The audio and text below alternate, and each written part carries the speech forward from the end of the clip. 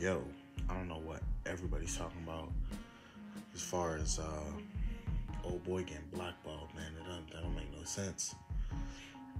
When you talk about somebody getting blackballed, it's a whole different thing than what is going on in this scenario. When you blackball someone is when you ban them from a group. Ultimately, one way to say you blackball someone is if you have a secret club and you feel like they're gonna tell the secrets, so you don't let them in. That's blackballing someone, and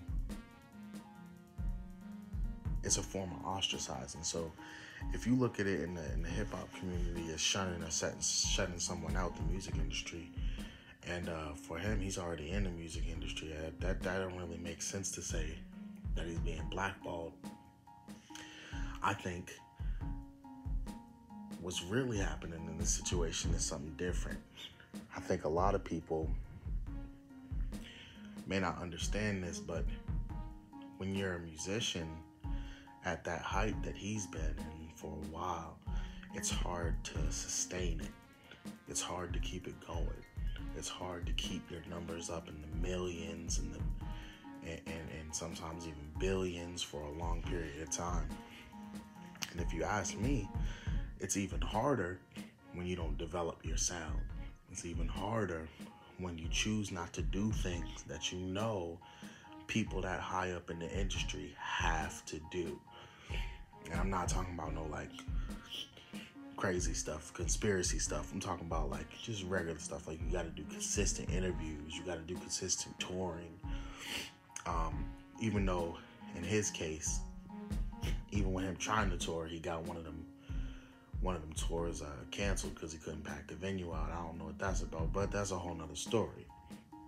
But essentially, you do got to do a lot of stuff. Like, you got to be on the road, you got to be interacting with your fans, you got to do a lot of stuff to maintain your core fan base, and then try to keep yourself out of the media doing crazy stuff. Unfortunately for him, he was always having media battles. He was always doing something or getting caught up in something that had nothing to do with music. It makes it hard to associate you with anything that's not negative outside of your music. But I kind of think that his biggest issue has been dropping stuff with no promotion, not having a single, things of that nature. It's hard. It's hard when you're competing with everybody who drops like that nowadays. It's harder. You just gotta be consistent in that, right? Sometimes if you're not gonna release music like with a natural press run, do marketing for it, it's a lot harder to get those big numbers. Also, like I said, initially it's late in his run. That 15 minutes of fame it goes up and goes down. You got to be consistent. I think for him, he's going to remain consistent, but he's just not going to do the numbers that he's been doing in the past. Who knows? He might develop his sound a little bit and come out with something different, shock the world. But yeah, unfortunately, that's just what happens. So sometimes you can't sustain the numbers, man. Sometimes you don't got that industry behind you in the same way. Now, that's not blackballing. Let's not get it twisted. It's not blackballing and not have the industry behind you in the same way anymore. They gotta move on to somebody else sometimes. There's a new hot sound out.